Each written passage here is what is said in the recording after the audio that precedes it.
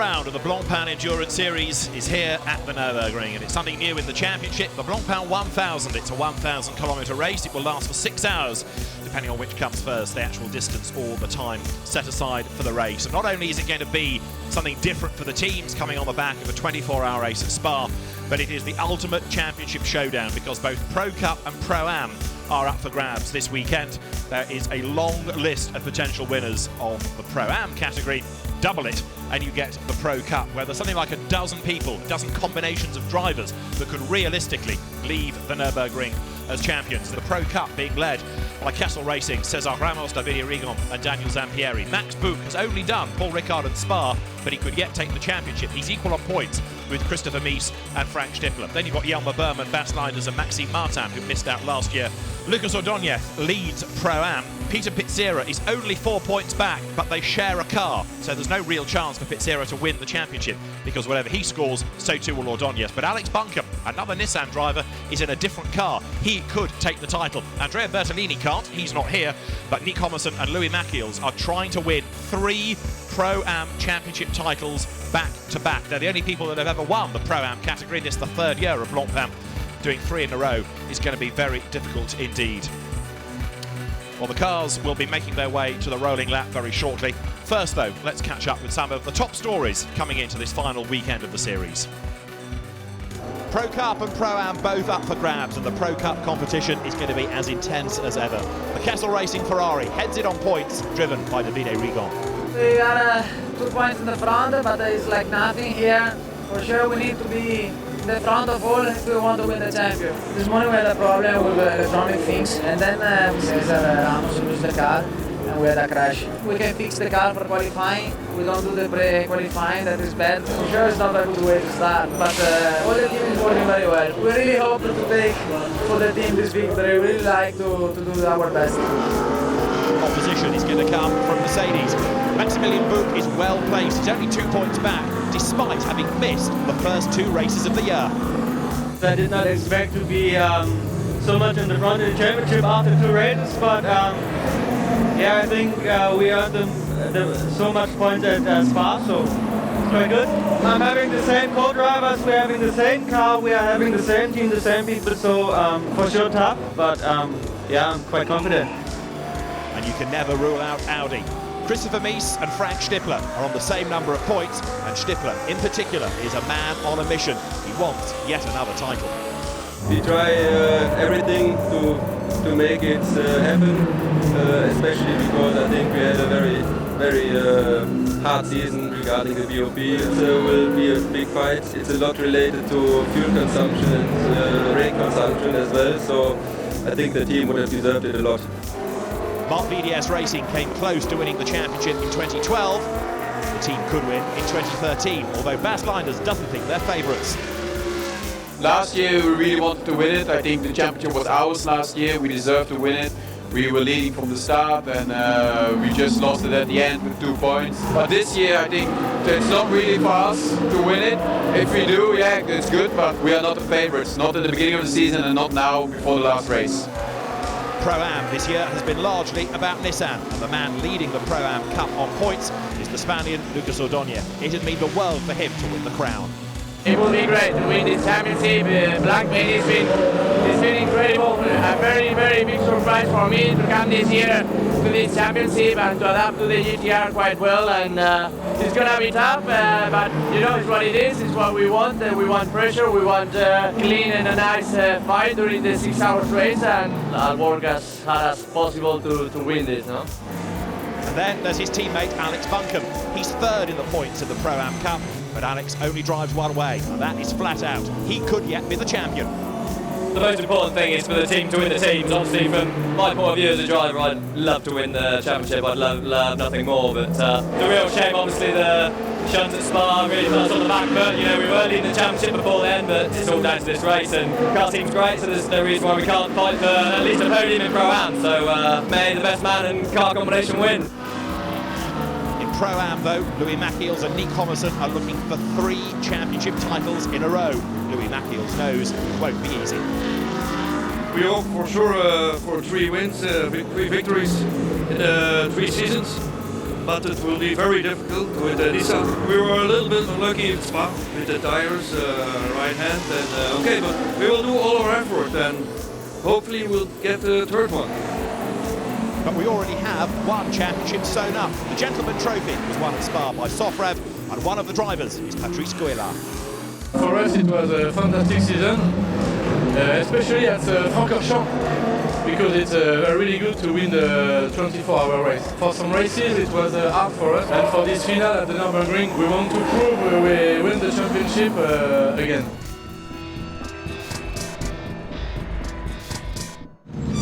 Pace car will peel into the pit lane, and we're going to be racing very shortly indeed. 1,000 kilometres or 6 hours, depending on which comes first. I would suggest it's going to be to the 6-hour mark. We have a report of number 34 Ferrari, Eric Demont, having a little fire on the grid.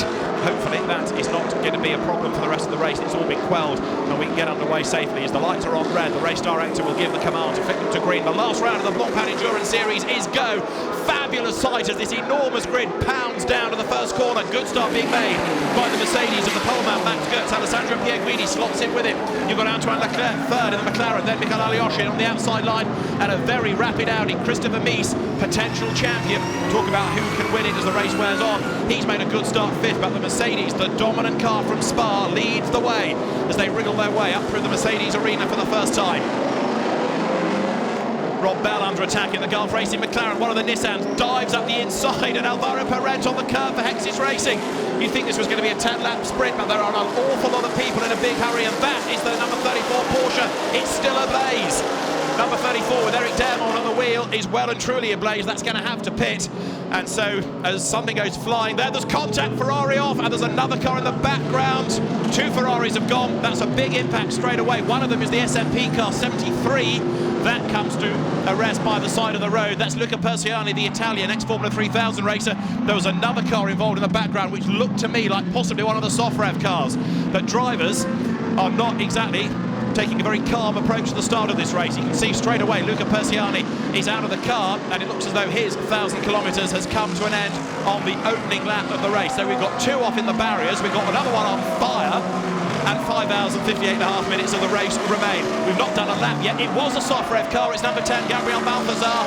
So that's the car that's also been involved. I was right. And 34 is still burning, and it's now starting to burn bodywork as Luca Persiani looks at the damage, and somebody else goes off. Number 17 Ferrari is Danny Sanderson, and another car with damage. 59 Ferrari limping back to the pit lane. That is Andrew Danilov at the wheel of it.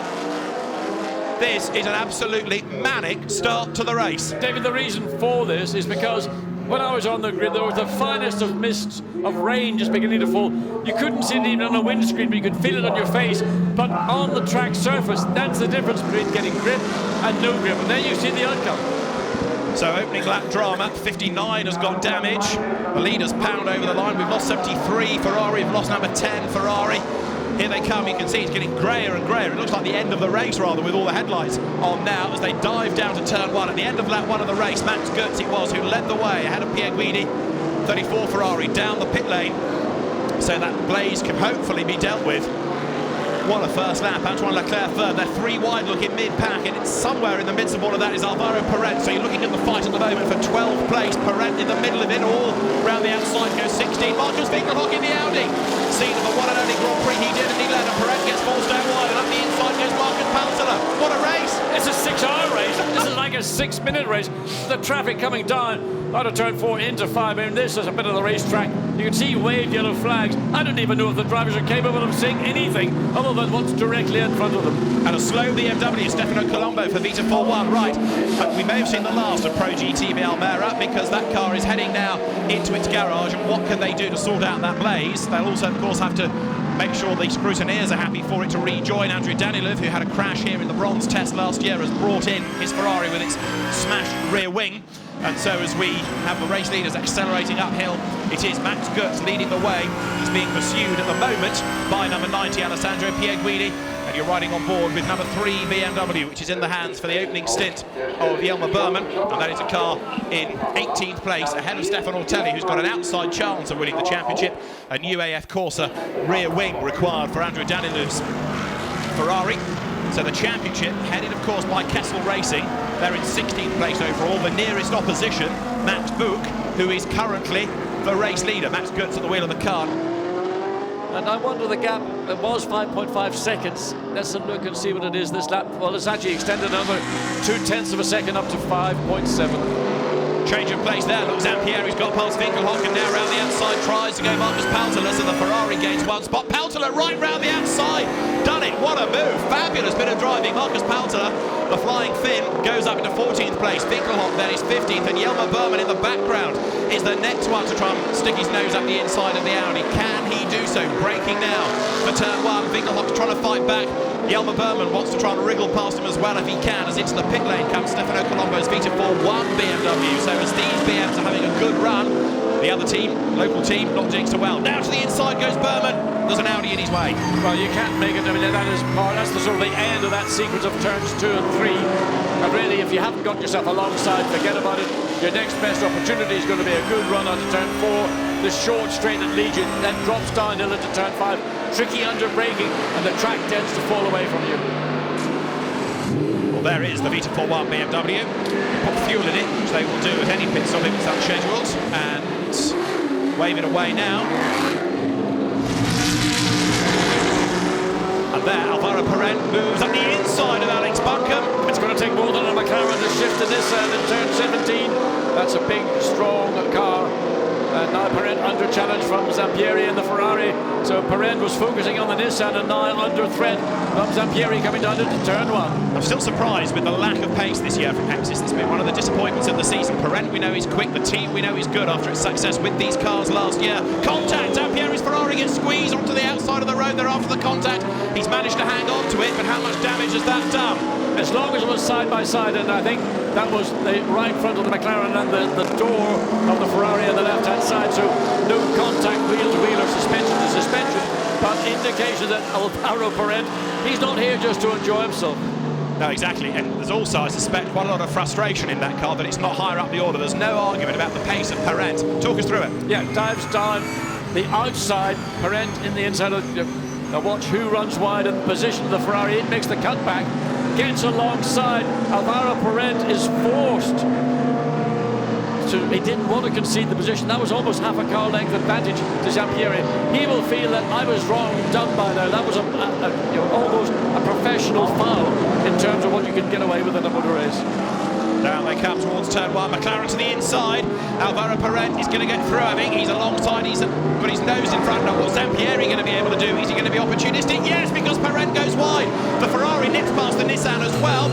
And so Alex Buncombe was rather hung out to dry there. The two Pro Cup cars go past him. That doesn't affect things for him in the championship. It does affect his race a little bit. And now Zampieri is really on his toes. Now Zampieri is going to do back to Perret what he had. Well, I'm sorry. It was predictable, even though it was a half a second before it happened. But that is the consequence of what happened 3 or 4 laps earlier, where we saw Alvaro Perret, say I'll call it a professional foul on this car, and now Daniel Zampieri has got his way back. Now again, that will be looked at by the steward. Was that necessary? Was that an avoidable incident? To me, yes, it was avoidable, but will the stewards take any action? Well, we'll have to wait and see. And if they do, that could well be the end of the championship dream, so that might come back to haunt Zampieri. Have another look. Yeah, I mean, coming through into the apex of turn 3, Alvaro Perret slows down, and you almost imagine that, again, the Ferrari just drives into the back of the McLaren, catches it perfectly in the left rear corner, spins the car around, and I mean, both drivers should know better. In this instance, Alvaro Perret was the innocent victim. It was this car that would likewise felt he was the innocent victim when Perret tagged the side of the Ferrari. Straight away, it is under investigation, that incident, no surprise. So Zampieri and Perret's incident being referred to the stewards. They'll have a look at it. And what we now need to wait for is the message line that says team manager of car either 7 or 44 to the race director. Now, Marcus Paltela busy attacking as he heads uphill. So too is Jelmer Berman. Alex Buncombe dropping down through the pack just a little bit here. And he's going to drop further because he's going to be taken up the inside by both the BM and the Audi. So Alex Buncombe, well, he's not in this race. Drive-through penalty for Daniel Zampieri for avoidable contact with car 7. But he hit me first, Mr.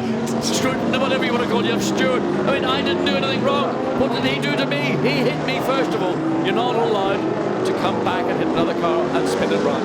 But with 5 hours and 13 minutes. There is, as they say, a long way to go. There's the Ferrari. And you can see as looking here, there was marks on the nose of the car are the result of the contact with the back of the Lexus McLaren. And this is what this team did not want. They had a 3-point advantage in the Drivers' Championship coming into this round. They started 15th. They knew it was going to be difficult to make their way up through the field. It was made difficult because of the initial contact in this part of the track with Alvaro Perez, but then 3 laps later, Zampieri paid back, I would say, with interest here at the apex of turn 3, comes to McLaren. So far, the top 10 cars have yet to come into the pit lane, so they're dragging out as long as they can. And it's going to be the last dregs of fuel in the car before they bring these effectively top 10 cars in. Stefano Ortelli's spin, I gather, involved the Joe Foster Porsche. Whoops, he'd already spun. He spun into the back of them. So Stefano Ortelli seemed to lose it under braking. He was well wrong coming into the corner and clipped the back of number 48. So contact between cars 48 and 1 reported at turn 1 is absolutely true, but it was largely because rather Banzai Ortelli was already going the wrong way, and he hit the back of a car braking and trying to turn into the corner. The team manager of car 44, the Kessel Ferrari, to race control immediately. You're being told, as in comes the second place Ferrari, Alessandro Piaguini, that the release from the pit box of the 44 Ferrari was not exactly the safest. There was almost contact with one of the Nissans, so I think it's to do with the release from the pit stop that the officials want a word. Is there going to be another penalty? Well, we'll wait and find out. In comes 84, hits the board, Ben Schneider runs around the side, helps with the bounce, out gets Goods. In gets Schneider. 2-part pit stops. What we also need to look for in this is they take the rip-off windscreen off is whether they can double stick tyres, because that will save you a chunk of time in the pit stop. But you there have to make sure you don't lose too much at the end of the second stint. That's what you're trying to do. Pit lane getting busy again. You can see also it has come Antoine Leclerc. So the top 3 all in the pit lane. Pit stop going like clockwork. They will gain a benefit out of that new set of tyres the first couple 3 laps. Is when Bernd Schneider can really do some strong lap times. Again, it'll all be dependent where the car filters back into the field. Once we get the entire field cycle through for pit stops. And here we're just slightly slow getting away, the engine on the limiter immediately, and it comes out behind the Porsche, and it's frustrating for Ben Schneider. He's lost time. So Ben Schneider leads. We said so much of that at Spa. We've said it a lot in the DTM over the years. We can say it again here. And he's just done the best last sector of anybody in the race. A drive-through penalty as well for number 44, the Kessel Ferrari, for not slowing down under yellow flags. When it's not your day, it's not your day, is it, John? No, it's not. And I mean, the disappointment, championship leading car coming in and having these issues, and it's just compounding, getting worse and worse. Oh, whoa, whoa. Big problem, big shunt. That's Fabio Babini. Well, that means that there's no chance that that is going to be the winner. Remember that AF Corsa team was looking for 3 in a row. Fabio Babini is not very impressed with the Marshals' efforts to engage him. Not only that, I mean, he went off, looks like, on the entry or approaching turn 13. Not at turn 13 before it, whether it all went wrong in turn 12, whether that was an assist. Well, there you can see it, just it is. And where was there? May have been another car involved. Certainly you can see bodywork. Yeah. We go safety car. The safety car is being deployed. Now, if that's because of all the damage for Fabio Babini's accident, it's taken a few laps for that decision to be made, but the safety car is being deployed nonetheless. And let's have a look at exactly what happened. Look at the largely black Ferrari, penultimate car in shot. Behind him is Stephen Kane. And the Ferrari gets a tap. And that is an enormous impact into the barrier. Lucky it didn't go over. It bounces its way into the gravel. The Nissan spins, but that was a huge hit. Looking at it, the Nissan was on the outside of the track on the left-hand side. Ferrari seemed to come across thinking there was going to be clear air. And there wasn't, and that was a massive impact. Battle for second and third place. Oh, a little bit cautious. And Rast up the inside, look, he's going to mug Parisi here if he can. He's going to be on the outside line for turn 2. Can he go all the way around the outside? Well, that's what he was waiting for. The traffic to come into play. Now he's on the outside coming into turn 4. Goes the long way around, almost getting by 2 cars. Side by side, contact with Mike Parisi. No problem there, that will not be an issue for the stewards. Good racing for those 2 drivers, principally because of a slower car causing the Ferrari to back up the field And now René Rast has moved up one place into third. Yeah, he's got to go defensive, but he has to dive past the McLaren there, number 5, which is now a lap down. So he does, and he puts that car over briefly between him and Mike Parisi, but Parisi follows him through. Godfrey Jones also now making his way past Koen Wouters, the Belgian musician, side by side. This now for third place, down to turn 8. René Rast ahead of Mike Parisi. He's managed to find a way through, but he hasn't shaken him off yet. And where in all of that is Baz Leiders? He's dropped back. Scriabin is the next target for Rast, but for as long as he's defending from Mike Parisi, he can't yet clear off away from the McLaren and do much about the Ferrari. Leiders working his way through that S, the Michael Schumacher S. There is Wolfgang Reip, still trying to gain ground as well. Leiders working his way through traffic, and Rast is absolutely flying now. He is, but he's not going to get it easy. Mike Parisi really felt he got trapped by that slower car into turn 1, which set off the chain of events that allowed René Rast to go bravely around the outside to get ahead of the McLaren. And now Mike Parisi looks to try and return that favour of the McLaren. Looks to have good pace. Castle Racing Ferrari spin in the background, look. Was that contact, or was that just dropping a wheel off the outside? Looked to me like it was maybe just dropping a wheel. Oh, and that kilometres now, he's going to have to come in the pit lane now anyway. Was that a tyre problem that caused that incident? Looks to me like that left rear tyre may well have a problem. Is he going to come into it? Yes, he's in the pit lane also. So Nissan in and the Ferrari. The Ferrari for the garage, a bad sign. That's your Pro-Am Championship leading Nissan, and it's not going anywhere, is it? No, it's out of schedule as well. This is not a scheduled pit stop. But there's nobody in it, I don't think. Or is there? No, it's an empty car. And so Lucas Ordonez's dream may well be ebbing away. 35 is right, Pizzera and Ordonez. He's been off the racetrack. Yeah. Also, there's grass being pulled. Now, whether that set off the chain of events with Maybe. Cesar Ramos, I suspect it did, because it purely couldn't be coincidence that these two cars so closely together came into the pit lane at the same time. Let's have another look. Top right on the screen. Look for something. It's already gone. There's the, you see the sideways coming into view. The Ferrari sideways. Really had its drama. So where is the Nissan? We can't really see it on board. It's already, the Nissan's already off the racetrack. There it is. You can see the dust. Yeah. Tell us, what happened? Well, I had a Ferrari behind me, and in the fast ride before the chicane, I let it pass, but I was outside and I let the inside for him, and he just pushed me out of the track. I'm more than 200k. That's it.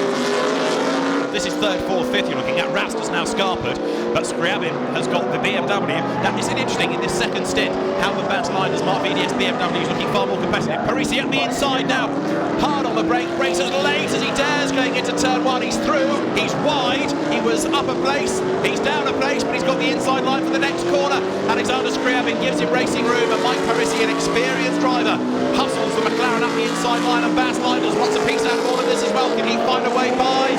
Yes, he can. He buys the ticket for the inside, way up over the curb. Scriabin just about defends.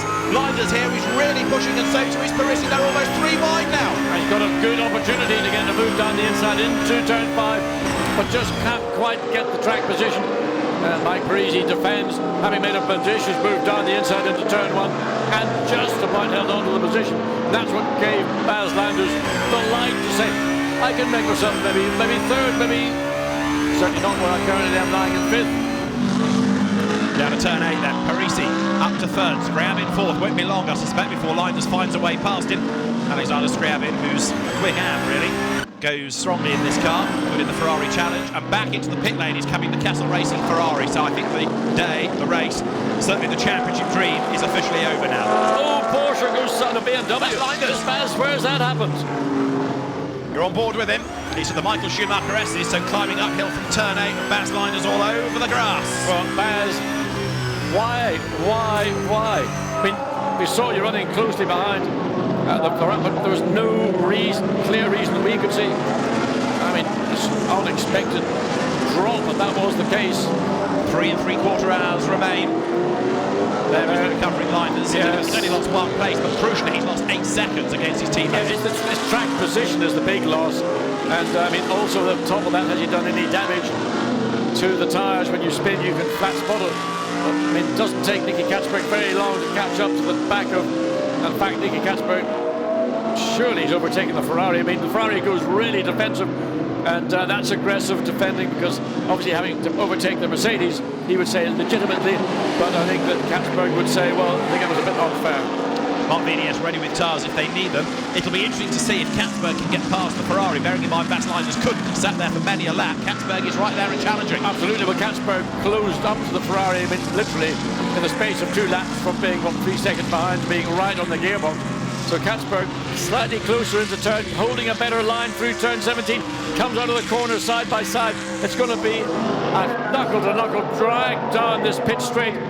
But the BMW is on the inside, he will have the advantage other than the Ferrari, and it can't make any difference. So good bit of driving from Katzberg, but Screeman allowed that pass to happen. He was wide in turn 17.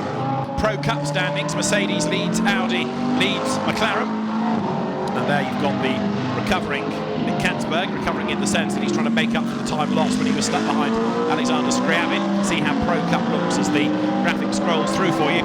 What you need to know though really is that half a minute good up the road is Ben Schneider, looking almost unstoppable. Although Ben Schneider and Max Goetz can't win the championship, Max Buch can. He came into this race 2 points down on Ramos, Rigon and Zampieri, and so now he would be the champion if things stayed as they were, ahead of Christopher Mies and Frank Stippler. They'd be a point ahead of Goetz and Schneider, then Berman, Martin and Leinders would be next. We're kind of now down to 40 of the 50 starters. We've lost quite a few, haven't we? The mortality rate's been pretty high so far. Yeah, but I mean, Mike Friese runs way wide coming out of turn 6. But of course on a circuit like Nurburgring, as we see the Nissan coming in to make its change, on a circuit like Nurburgring there really aren't any major straights, and there are a lot of medium to slow speed corners. You never really get that kind of rhythm that you say, let's get at Monza, where it's a longer lap, or Spa-Francorchamps. Even at Silverstone, for example, you get an opportunity. Paul Ricard with that long Mistral straight, even though they put a chicane into it, slow them down before they get to Seine corner. There's a rhythm to the circuit, which is a different rhythm to that you have at Nurburgring. And it's this circumstance where you get cars grouping together, and then everybody loses momentum and nobody can overtake. And it takes one item or one issue to break that up before everybody can then get through. There's Alex Buncombe, a long way back, isn't he, in terms of track position from the class-leading Ferrari, like half a lap of drift, some gravel there on the road, so no wonder people go over the curb to avoid that. And then behind Alex Buncombe is Stefano Colodini. That's entered either 7th overall in the Audi, people running of course on different laps now, so it's a very jumbled order on track. But Alex Buncombe, the way that things are going, by my maths, is going to come out on top here and score victory in the class. Well, currently in 14th position, and you know, it's still over half race distance to go, and just keep out of trouble. We know how strong Alex Buncombe can be. There you go, backs up my maths. He will be the class champion from Kirill Ladygin and Shaitar, and Lucas Ordonez would be 3rd, and his co-driver Peter Pizzera would be 4th. We've got, coming into the pit lane, Alexander Scriabin, who was of course running in 2nd place a little while ago, and Bas Leinders coming in as well, so Ferrari in and BMW in as well. Let's have a quick look at the Gentleman Trophy. That's being headed by number 53, the Guarini Pernod Thirion Sport Garage Ferrari, ahead of this year's champions, Jean-Luc Blancpain, Jean-Luc Bobelic and Patrice Goillard. And then 3rd in the class is 52 from Sport Garage, Eric Cayrol, the vastly experienced French touring car racer, Bruce Logereau and Justino Ascarati, 2 Frenchmen and a Venezuelan. There is Bas Leinders' car, Nancy Martin at the wheel, right on the tail of Andy Soucek. Now this is the battle for 4th place. We've done 101 laps, and 4th and 5th are now covered by 0.252 of a second. Oh, the Ferrari again! But this time at the pit lane entrance. No, he didn't spin in the pit lane entrance, he probably spun coming out of the chicane and spun across the pit lane entrance. I mean, that car has been punchboard and countersunk so many times today, I mean, it's got to go in the record books. Down towards turn 1 they go, and as we ride with Maxime Martin, he's got the McLaren ahead of him. This could be the lap on which he gains the place. Let's ride with him. Right, so into turn 2. Again, turn 3 has been the bogey corner amongst a number of corners for Soucek. Martin, this time the McLaren again, it's running wide, it gets alongside, but can he get enough of the BMW's nose ahead? No, he can't. Makes the cut back now, come up and get alongside the McLaren under acceleration on the run down into turn 5, but can't really do anything about it. Still has to concede to the McLaren into turn 5, but it's happening. Eventually it's going to be Maxime Martin will find a way through, but Andy Soucek is probably driving a car where he knows he's hanging on by just anything he's got. Again, Maxime Martin getting frustrated just with some of the back markers getting back. Oh, he comes in anyway. So this is the opportunity that Mark VDS are going to try and make for them, not only to get onto the podium, but to try and put themselves into a much more competitive position outside of the leading Mercedes. So that's a shorter stint, because rather than running to 38 laps, which is the ideal, they brought the car in a bit early, as you heard, why, to get him out of the traffic. The more you drive the change, you can double stint tyres, you can't do double stint drivers under these ranks. So it is going to be Yelmer Berman back into the car. So down the pit lane comes number 13 Audi, and that's going to have another driver change to go back potentially to Christopher Mies, who was very quick at the start of the race in that car. So Marcus Palteler's last lap was a 58.2, Soucek a 58.3, going quicker, and Yelmer Berman quite a long way back in terms of track position, 8th after that most recent pit stop. They're also into the pit lane has come Klaus Hummel in the Pro-Am 1 contest. Steve Yance, I think, is going to get back into that car, having started it. Black Falcon run by a Brit, Sean Breslin. And that is 44 Kessel Racing off the road again, and it prompts John to say... Is it all over? Finally! No! I told you, it's like Rasputin, you can't kill that car. How do you go to turn 5, goes off on the exit of turn 5, drives the car through the gravel trap, down the grassy bit of the inside of the racetrack, back on, and he's back in the races again. Well, you can't put a good man... Oh, no, sorry. You can't put a good car down. That's it. Let's have a look at how he got there. Was it self-induced? Yeah, he was just a wide, caught the edge of the grass, side by side, and the car snapped one way, then the other way.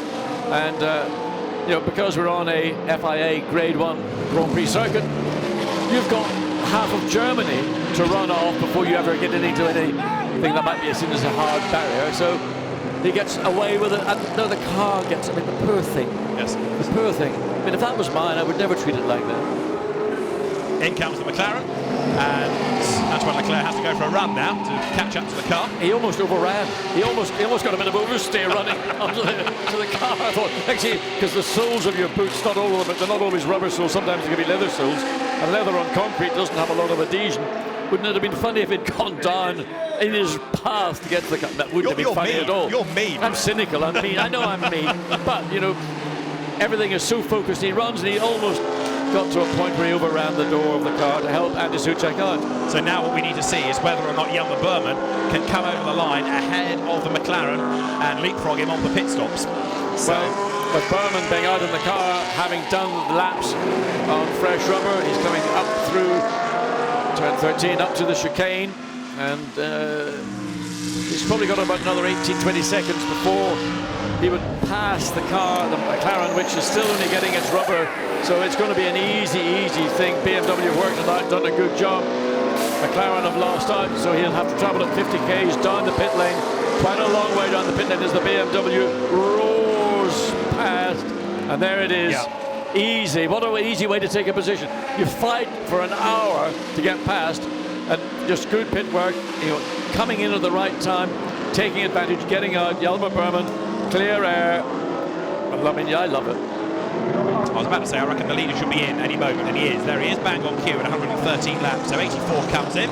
So door open, Maximilian Buch, all 5'2" and a dripping wet of him. And then getting out of the Mercedes now. You can see that long camera shot's hard to tell just how the driver change is going, but obviously it's pretty easy as the BMW makes its way back out onto track. Unfortunately, finds itself behind the number 2 Audi. Now this is Frank Schnippler versus the BMW Nick Kansberg. This for 5th place, and there's contact. So the Audi just about hangs on to the place. Nick Kansberg looks for a way by, can't find a way through. The Audi team is the only one I've spoken to that is having to factor into a pit stop a change of discs and pads. That surprises some teams, but because of the extra weight, Audi suggesting that they are going to have to change discs and pads in the last pit stop, and that's going to cost them 30 seconds. They factored it into the calculations already. They don't want to do it, but they fear it is going to happen. I mean, I can't imagine taking off red-hot carbon fibre discs, releasing the caliper. I mean, all right, 24 hours of Spa or Le Mans. I mean, it is tough on brakes, but that's taken it to extreme. Now how about this? We've had, coming up over the timing line, BMW versus Audi once more, and this time through it is a change for place, because now the BMW goes by and Nick Katzberg gets himself ahead of Frank Stippler. They're in traffic, and they've also just gained 2 more places back as Edward Sandstrom has pitted, Anthony Kumpen has pitted. So now Goetz leads Burman, leads Katzberg. It's Mercedes, BMW, and Frank Stippler's Audi in 4th place. Is that car, once they've done the tyre change, going to go on the jams and be wheeled around and go into the garage? If it is, that's the brake issue rearing its head. So see what happens next. We talk about these being 2-part pit stops. The fuel and driver is part 1, tyres is part 2, but this could be a 3-part pit stop. No, they've dropped it down. Or have they? No, jacks are coming out.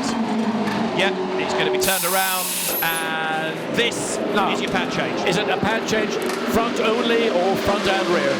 We don't know that. I think it might just be front only, because fronts would normally be the pads that would wear out more quickly. Discs as well there. They need to change those.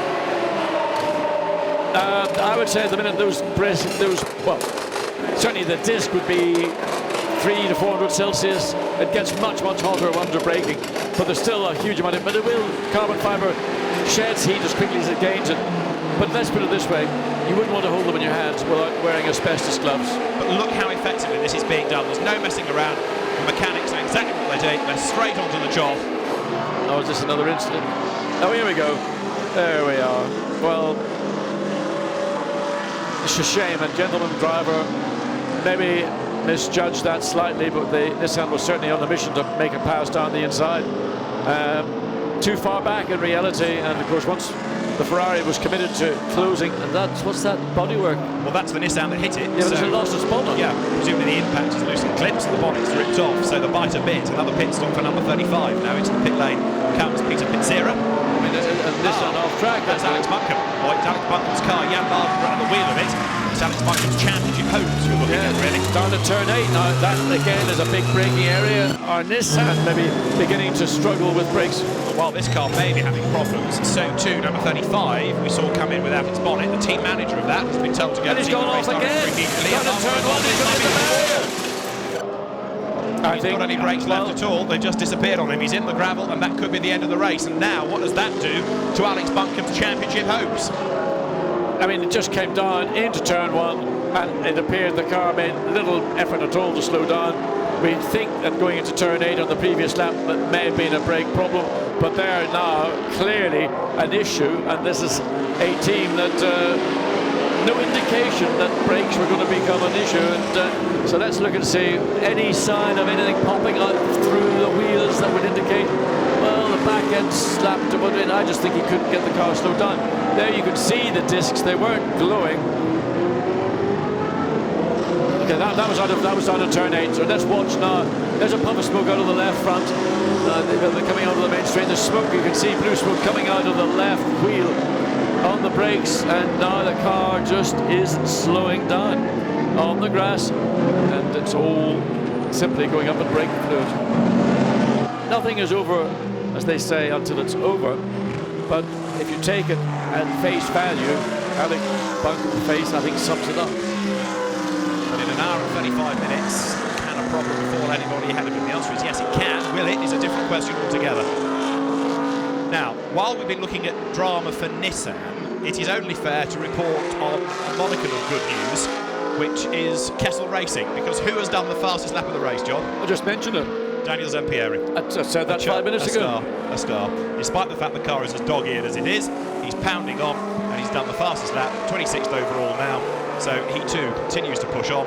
Let's head back to the pit lane for a moment and hear from the 2 Nissan championship rivals, neither of whom are going anywhere. Jack. Alex, it looks like your car's about to go back out there, but can you take the title?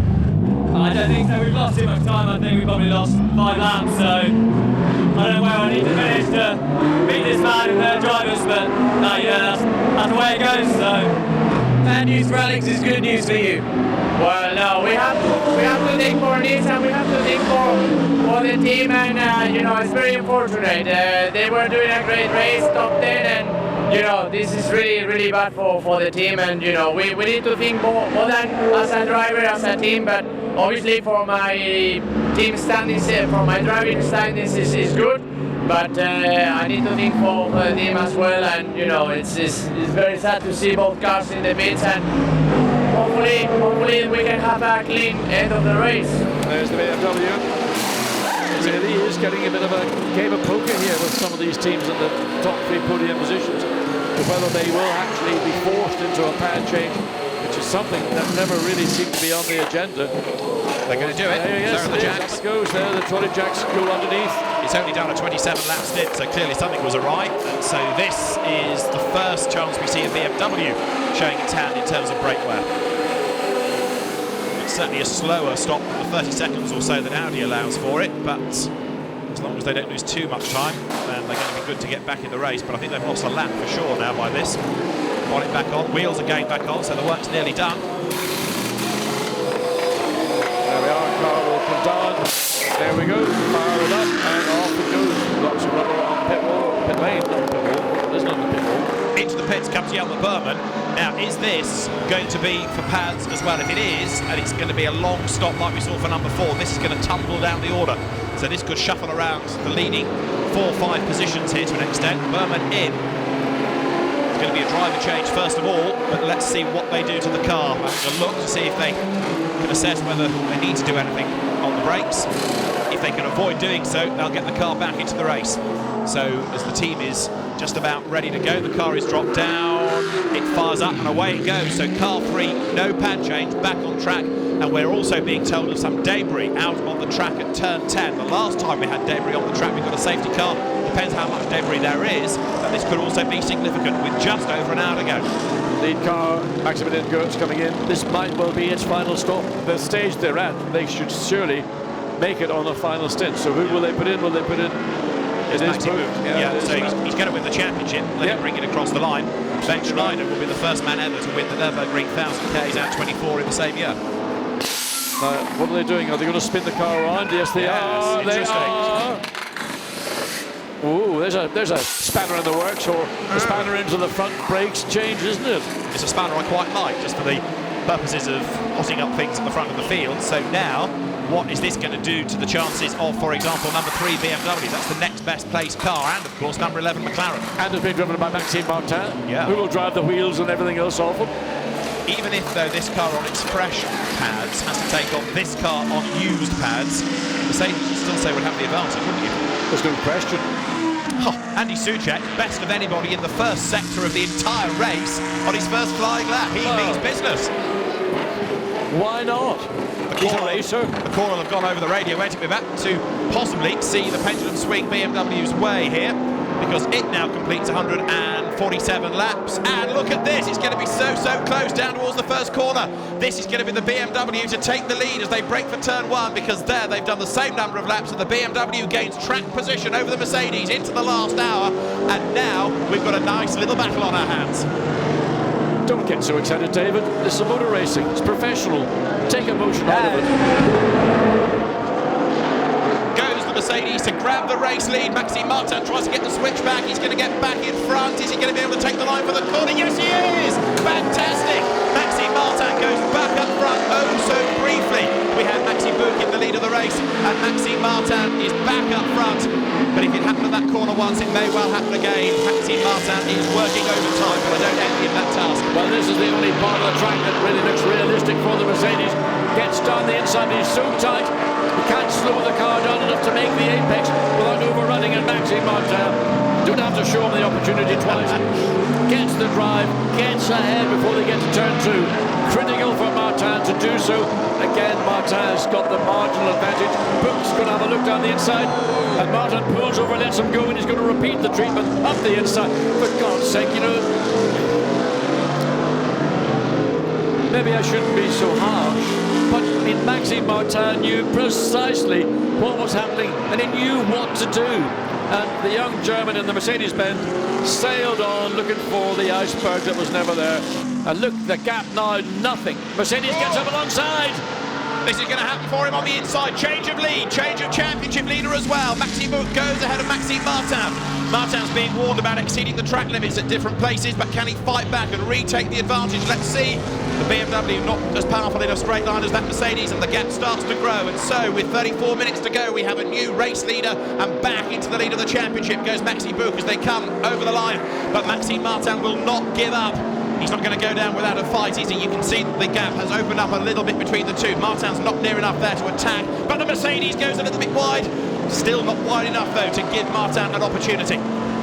Looking, though, here at the Ferrari of what are going to be race winners in Pro-Am, but championship runners-up, and it is the 71 SMP Racing Ferrari, turning its way then now up towards the completion of the lap. That's 52 Ferrari, which leads the Gentleman Trophy, with Bruce Logeray-Roux at the wheel, former single-seater hot shoe. So he's the man at the moment that holds sway in class. The checkered flag is at the ready. It's going to be a race win and a championship win in the Blancpain Endurance Series for Maximilian Bouc, who accelerates up towards the line to win on home soil. German driver wins in Germany. The Blancpain 1000 is won by Maximilian Bouc, Maximilian Goetz and Ben Schneider, and the Pro Cup in the Blancpain Endurance Series is won just by Maxime Bouc. Second over the line should be the BMW, slowing towards the end. Maxime Martin, I think, did eventually back off on that last lap and just bring the car home. It was a very slow last lap, suggests that there was perhaps a problem, but it was a slow last lap. As in the background, you can see lights flashing. Is a very, very happy Victor Shahita, who takes the Pro-Am victory on track. This is the car for third place overall, and it's going to be the number 11 McLaren in the hands of Andy Soucek, Antoine Leclerc and Mike Parisi. So there is a very happy Max Goetz, and alongside him is that young up-and-coming bloke Ben Schneider, who gets in on the act again. He may have retired from a full-time career, but Mercedes, for whom he's an ambassador, keep bringing him back into action, and he's as quick as ever. So there is Maxime Bouc getting out of the car, and he's the champion, he's the race winner. What a day. Maxime Goetz is the first one there to congratulate him. John Watson is there to have a word with our race winner and champion, Maximilian Bouc. Congratulations. And down here in the Park Fermé, Maximilian Bouc, how happy are you? Max, fantastic, great race towards the end, unbelievable. Yeah, big thanks to HGP Motorsport, to Bernd and Maxi, was incredible all this weekend long. Yeah, in the last stint now was quite cool to battle with Maxime, and yeah, was everything fair, and I went all in on this situation. I thought now or never, and yeah, went quite good. Everything looked flawless from the team, from all three drivers, but at the end, you really had to go motor racing instead of just going and doing a nice Sunday afternoon drive. You had to race. Yeah, it was nothing more than endurance. It was nearly sprint race in the last stint, and I did not expect to be that close with the BMW that he's in front of the pit stop, but anyway, it was quite cool to race. That's why we are here, and yeah. Well, many congratulations. Fabulous day for you. Thank you. This is how Pro Cup looked in the race. HTP Motorsport comes home victorious ahead of Marc VDS Racing Team. McLaren third, thanks to Mike Parisi, Antoine Leclerc and Andy Soucek. Scriabin, Bobby and Pierre Guidi take fourth ahead of Kazuki Hoshino, Stephen Kane and Peter Dumbrach. Paltela, Moser and Katzberg sixth in class ahead of Hubert Haupt, Luca Ludwig and Andreas Simonsen, and last year's winners Mark Henrici and Xavier Marson 8th with Maxime Soulet. And now to the race winner. Maxime Goetz, Maxime Bouc and Ben Schneider receive their trophies. With the drivers on the podium, you know exactly what's going to happen next. Team's representatives tries to make a runner, just about gets away with it as the champagne is sprayed. At Spa, we have victorious Mercedes drivers. It's happened again here. For the second year in a row, Marc VDS Racing is denied the championship, despite the best efforts of Maxime Martin right at the very end of the race. And so, the Pro Cup, in the end, won by Maximilian Bouc, second, Goetz and Schneider, on equal points as Leinders, Martin and Berman, but because of the race results on the tie-break, that's how Schneider and Goetz get classified second with more race wins. Anton Ladygin, Kirill Ladygin and Victor Shahita gets his trophy. The winners for SMP Racing in their Ferrari 458 Italia. That has been an excellent effort. They miss out on the championship by just 2 points to Kirill Ladygin and Victor Scheiter, but the battle is still on, and it's with the Champagne. Anton Ladygin is first, I think, with a cork out of the bottle. This is how the result looks. The two Ladygin brothers and Scheiter are ahead of Taruti and Comandini. Hummel, Jans and Christodoulou third, ahead of Wouters, Dermont and Verviche. Lebed, Krugling and Jambaria come home fifth, ahead of Delhay and Albert. The Haribo Porsche seventh. Lucas Ordoniev, the champion, eighth, ahead of Alex Bunkum and his co-driver Schulzitsky and Mardenborough.